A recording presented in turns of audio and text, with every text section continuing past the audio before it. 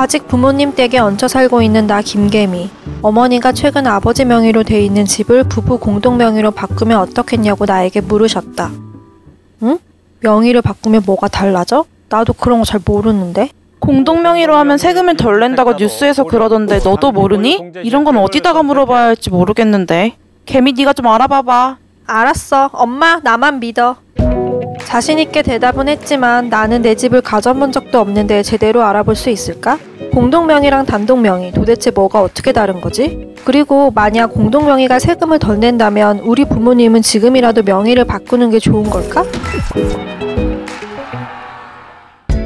몇 년 전까지만 해도 부부 공동명의로 주택을 소유하면 세금을 아낄 수 있었어요. 하지만 최근 집값이 급등하면서 공동명의 부부의 종합부동산세 부담이 오히려 단독명의 때보다 더 늘어나는 경우가 발생하게 됐습니다. 이에 따라 2020년 세법 개정 후속 시행령이 내려졌고 2021년 종합부동산세 부과분부터 부부 공동명의 1주택자도 1세대 1주택자와 동일한 혜택을 받게 됐습니다. 부부 공동명의 1주택자도 기존 단독명의 1세대 1주택자와 같은 기본 공제 및 고령자 공제, 장기 보유 공제를 적용받을 수 있게 된 거죠.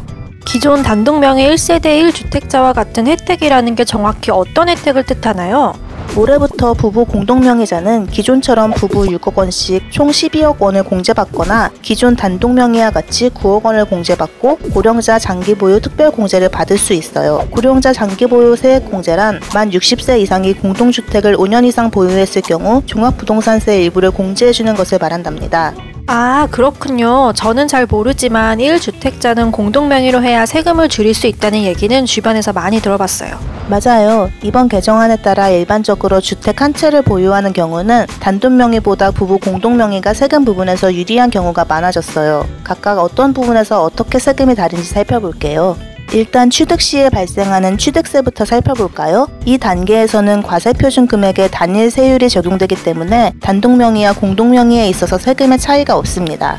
하지만 종합부동산세는 사람별로 과세되는 세목이기 때문에 단독명의인지 공동명의인지에 따라 과세표준 금액이 달라질 수 있습니다. 올해부터 부부 공동명의 1주택자는 현행처럼 6억 원씩 공제를 받아 주택 공시가격 12억 원 초과분에 대해 세금을 내거나 1세대 1주택자처럼 기본공제를 9억 원으로 적용하되 고령자 장기보유 공제를 받는 것 중 유리한 쪽을 선택할 수 있게 됐어요. 종부세로만 따지면 이 면에서 공동명의가 훨씬 유리합니다. 또 집을 처분할 때 발생하는 양도소득세 역시 누진세율이 적용되는 소득세법상 공동명의일 때가 단독명의일 때보다 더 많은 절세가 가능해요. 양도 차익이 공동명의 지분 비율대로 나뉘기 때문인데요. 각자의 지분대로 나뉜 양도 차익에 대해 소득세율이 적용되기 때문에 집을 단독으로 보유할 경우 과세표준이 낮아져 세금 부담이 커지게 됩니다. 만약 신혼부부라면 공동명의를 추천드려요. 나중에 부동산을 처분하고 다른 부동산을 살 때도 자금원으로 인정받을 수 있습니다.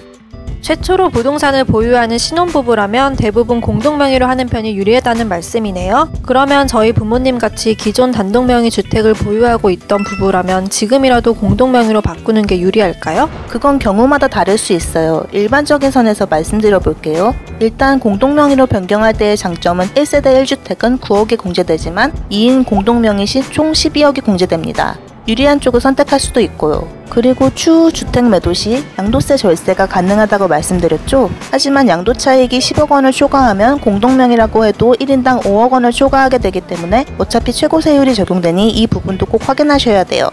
좋은 점만 있네요. 그러면 공동명의로 바꾸는 게 무조건 좋은 거 아닌가요?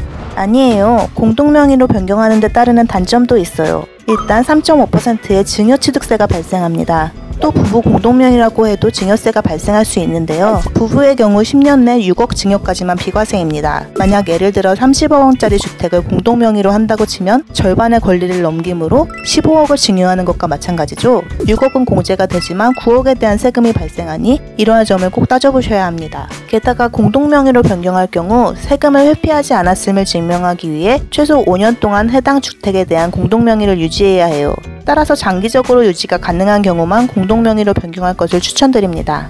아니, 그럼 명의 변경만 하면 되는 게 아니었어요? 취득세, 증여세, 5년을 유지하기까지 해야 한다니. 이런 내용은 부모님도 모르셨을 것 같아요. 네, 결국 세금 측면에서 봤을 때 단독명의에서 공동명의로 바꾸는 게 유리하려면 위 내용에 발생하는 세금을 전부 계산한 뒤에도 이득이 생긴다는 판단이 섰을 때 변경하는 게 좋습니다. 얼마나 오래 보유할지, 미래의 부동산 가치가 어떻게 될지도 큰 변수가 될 수 있어요. 그리고 아까 말씀드린 것처럼 보유세는 세대 기준이 아닌 사람별 과세니까 지분을 일부만 가지고 있어도 1주택으로 본답니다. 2주택, 3주택의 경우 종부세 중과세율로 최고세율이 6%까지 적용될 수 있으니 다주택자는 공동명의가 유리하다고 볼 수 없어요. 공동명의가 불리한 사례를 한번 살펴볼까요? 9억 원대 아파트를 두 채 보유한 부부와 12억 원대 아파트를 두 채 보유한 부부의 종부세를 보면 세법 개정안에 따라 공동명의인 경우가 단독명의인 경우보다 약 3배나 더 많은 세금을 내게 되는 구조입니다.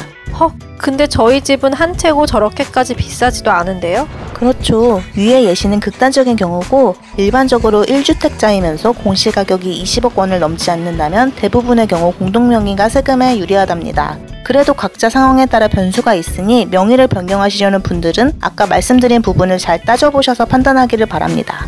아, 잘 알았어요. 그런데 이런 말은 조금 그렇지만 공동명의냐 단독명의냐를 꼭 세금 때문에 결정하지는 않잖아요? 재산 분할하거나 이럴 때 유리하려고 공동명의를 하는 경우도 있지 않나요? 맞아요. 이혼으로 재산을 나누게 될 때도 재산이 누구의 명의로 되어 있냐가 중요하죠. 원칙적으로는 재산의 명의자가 누구인지와 관련 없이 부부의 모든 재산이 분할 대상이 됩니다. 하지만 공동명의의 경우에는 한쪽이 일방적으로 재산을 처분하는 것을 예방할 수 있죠. 그리고 명의자의 재산 지분이 조금 더 인정되는 경우가 많다고 하네요.